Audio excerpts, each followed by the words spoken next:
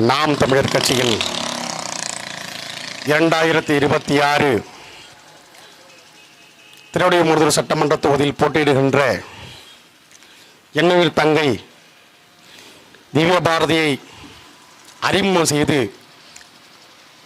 நடைபெறுகின்ற இந்த பொதுக்கூட்டத்தை நடத்தி கொண்டிருக்கின்ற திருவிடைமருதூர் சட்டமன்ற தொகுதி அனைத்து பகுதியினுடைய உறவுகளே,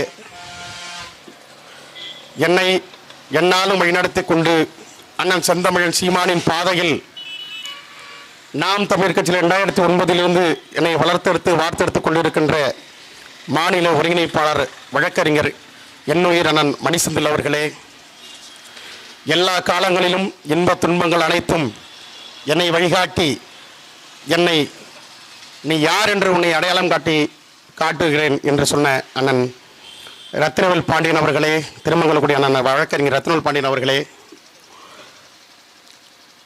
கட்சியின் தொடக்க காலத்திலிருந்து எல்லாவற்றிலும் நம்மோடு நின்ற அண்ணன் செந்தமிழன் சீமானின் போர்ப்படை தளபதியாக நிற்கின்ற திருச்சி துருவன் அவர்களே, உங்கள் அனைவருக்கும் என் புரட்சிகர வணக்கம். இந்த கட்சி தொடங்கும் பொழுது 2016 பொது தேர்தலை எதிர்கொண்டோம். 2016 பொது தேர்தலை எதிர்கொண்ட பொழுது நம்மை கேட்ட கேள்வி, முதல் கேள்வி, உங்களிடம் 236 தொகுதியில் உங்களுடைய வேட்பாளர் இருக்கிறார்களா அப்படின்னு கேட்டான். நிறுத்தினோம். அதுக்கு பிறகு 2019 பாராளுமன்ற தேர்தல், உங்களிடம் மற்ற பாராளுமன்ற தொகுதியில் உங்களுக்கு வேட்பாளர் இருக்கிறார்களா? நிறுத்தினோம். அடுத்த பிறகு கேட்ட கேள்வி, நீங்கள் 2024 வேட்பாளர் நிற்கிற எல்லாரும் நிப்பாட்டுறீங்களாமே, உங்களிடம் எத்தனை சதவீதம் பாக்கி இருக்கிறது என்று நம்மை கேட்டார்கள். 2014 கேட்ட கேள்விக்கும் 2019 கேட்ட கேள்விக்கும் 2021 கேட்ட கேள்விக்கும் 2024 கேட்ட கேள்விக்கும் வித்தியாசம் இருக்கிறது. காரணம், என் உயிர் அண்ணன் செந்தமிழன் சீமான் தனித்து நின்றான். எங்களை போன்ற படைத்தளபதிகளை உருவாக்கினார். இங்கு உட்கார்ந்திருக்கின்ற இவர்கள் எல்லோரும் நீங்க நினைக்கிறீங்க, திருவிடைமருதூர் தொகுதியில் கடந்த பாராளுமன்ற வேட்பாளராக நின்ற காளியம்மாள் நின்றார். அவருக்கு இருந்த வாக்கு எவ்வளவு தெரியுமா? 18,500. எங்களுடைய மொத்த உறுப்பினர்கள் எண்ணிக்கை 4,500. பாக்கி இருக்கின்ற 12,000 பேர் எங்களுக்கு வாக்களிச்சிருக்கானா இல்லையா? யாருன்னு தெரியல. அப்ப யார்?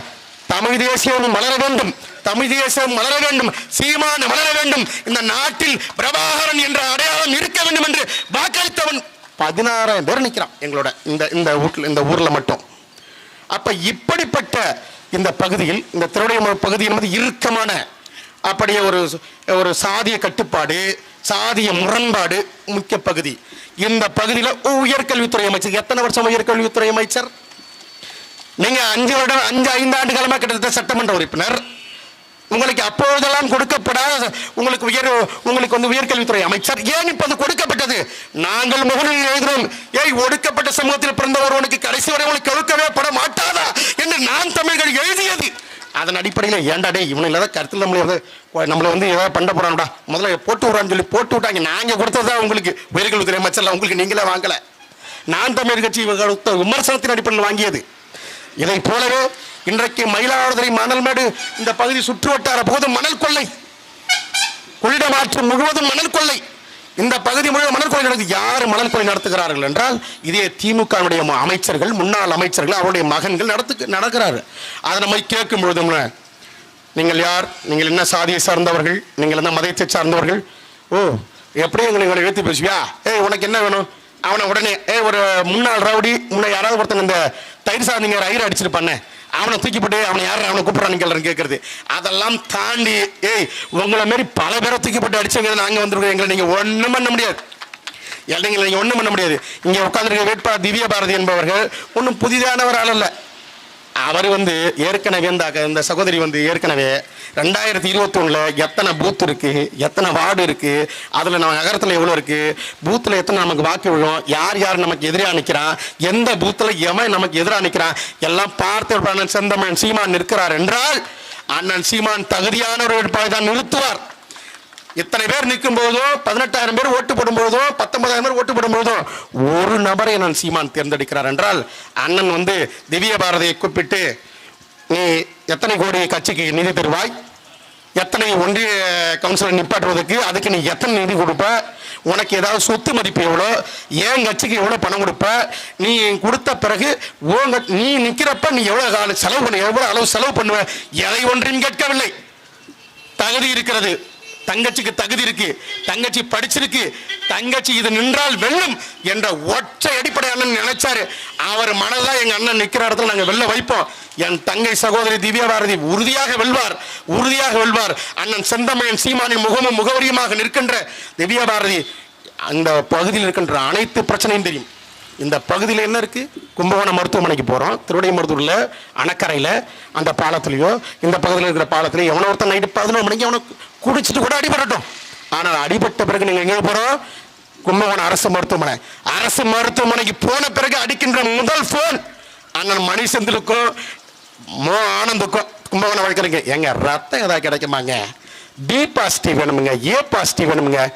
ஏய், அங்க நாங்க சாதி பார்க்கல, மதம் பார்க்கல, கட்சி பார்க்கல, திமுக காரன் அதிமுக பார்க்கல. முதல்ல கேட்பது யாரு? கட்சி. அவன் கட்சிக்காரன் கிடையாது, முதல்ல அவன் ரத்தம் விடுறானு. குருதி கொடை பாசனை உருவாக்கி இன்றைக்கு இங்க இருக்கின்ற எல்லா பகுதியும் குருதி கொடை கொடுத்து கொண்டிருப்பது நாம் தமிழ் கட்சி. இப்படிப்பட்ட உன்னத தொண்டை செய்து கொண்டிருக்கிறோம். இந்த மணல் குள்ள அடிக்கிறவன், சாராயம் விற்கிறவன், கஞ்சா விற்கிறவன், ஹான்ஸ் விற்கிறவன், இவனெல்லாம் வச்சுக்கிட்டு எங்களை நீ என்ன எதிர்கொண்டு நினைக்கிற? எனக்கு மயிலாடுதுறையில் 3 நாளாக எனக்கு கொலை மற்றல் உங்களுக்கு தெரியும். ஏன்னா உன்னை கொலை செய்து விடுவேன், நீ எழுச்சி தம்பரி சொல்ல. ஏய், நான் எழுச்சி தம்பரி எங்க உன்னை விமர்சனம் பண்றேன்? இத்தனை ஆண்டு காலம் உனக்கு ஏது தமிழ் தேசியம் என்று ஒன்று கிடையாது, தமிழ் தேசியம் என்று ஒன்று இல்லை, அது திராவிட தேசியத்தோடு பொருந்தியது என்று அண்ணன் திருமாவளவன் பேசிய காணொலி இருக்கிறதா இல்லையா? பிறகு பேசுகிறார், திராவிட தேசியம் என்றே ஒன்று இல்லை, திராவிட தேசியம் என்பது ஒரு கற்பனையானது, அந்த கற்பனையானதை உருவாக்காது என்று அதே நான் திருமாவளவன் பேசி இருக்கிறாரா இல்லையா? திருமாவளவன் பேசினால் உன்னை கொலை செய்து சொல்றேன். நான் சொல்ற திருமாவளவன் பேசுவேன், நான் பேசுவேன். என்ன பண்ணுவேன்? என்ன பண்ணுவேன்? பேசுறேன். நான் வைக்கின்ற அரசியல் ரீதியான விமர்சனத்திற்கு எனக்கு விடை கூட. தமிழ் தேசியம் உனக்கு எப்படியிருந்து வந்தது? தமிழ் தேசியம் உனக்கு என்னை கேட்டு நீ தினமும் போன் அடிக்கிற. என்னுடைய முகநூலில் போட்டு என்னுடைய பெயரை போட்டு என் படத்தை போட்டு இவர் யார், இவர் எங்கிருந்து வந்தான்னு போடுறேன். நான் கேட்கிறேன், நான் போடுறல, எனக்கு தமிழ் தேசியம்னா என்னன்னு ஒவ்வொரு விடுதலை சரி மேல சொல்லு. இங்க இருக்க திருடைய முதல்ல இருக்கிற ஒவ்வொருத்தன் சொல்லு, மாயாவத்தில் சொல்லு, தமிழ் தேசம்னு என்ன வரையறை வச்சிருக்கேன்? நான் வரையறை வச்சிருக்கிறேன்.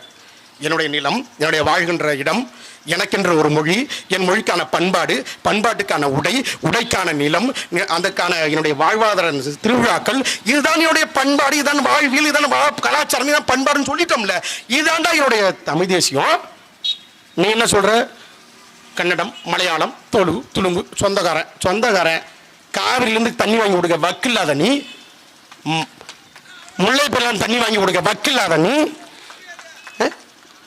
கிருஷ்ணா நதி நீர் பங்கில் கொடுக்க முடியாத நீ, எங்களை பார்த்து நீ நாமெல்லாம் இந்தியர்கள்னா நாங்களாம் இந்தியாவில் வந்துக்கிறோம், நீ எல்லாம் வெளியேறு, திராவிடத்திலிருந்து வெளியேறு, திராவிடம் ஒன்றும் இல்லை, ஒன்றே இல்லை, ஒரு தத்துவமே இல்லை, இது ஒன்லி நாங்களாம் திராவிடங்கள் முன்னேறு, அதையும் சொல்ல மாட்டேங்கிற. இப்படிப்பட்ட நம்மளை ஏமாற்றி கொண்டு தமிழ் தேசியம் என்று பேசிக் கொண்டிருந்தவர்கள் அண்ணன் சீமான். இப்ப எனக்கு ஒரு பதிவு வர்றான், தமிழ் தேசியம் என்று அண்ணன் சீமானை கற்பித்தவரே திருமாவளவன் தானத்தை அவர் கற்பித்தாரு. அண்ணன் சீமான் அதே இடத்துல தான். நீ எங்க போன? திரும்பி பக்கத்தில் உட்காந்து பார்க்குற யாரோ தமிழ் தேசியம் பார்த்தா திருமாவளவன் காணும். எங்கடா போயிட்டா? அவர் அங்கே கலைஞருக்கு விட்டுக்கு பின்னாடி போயிட்டார். நாம் எந்த இடத்திலும் அண்ணன் திருமாவளவனை விமர்சிக்கவில்லை, அவரை நாம் நேசிக்கிறோம், அண்ணன் என்ற நிலையில் நேசிக்கிறோம். ஆனால் கொள்கை, நீ வைத்திருக்கின்ற கொள்கை, நீ வைத்திருக்கின்ற முரண்பாடு, தமிழ் தேசத்திற்கு திராவிடத்திற்கு முரண்பாடு.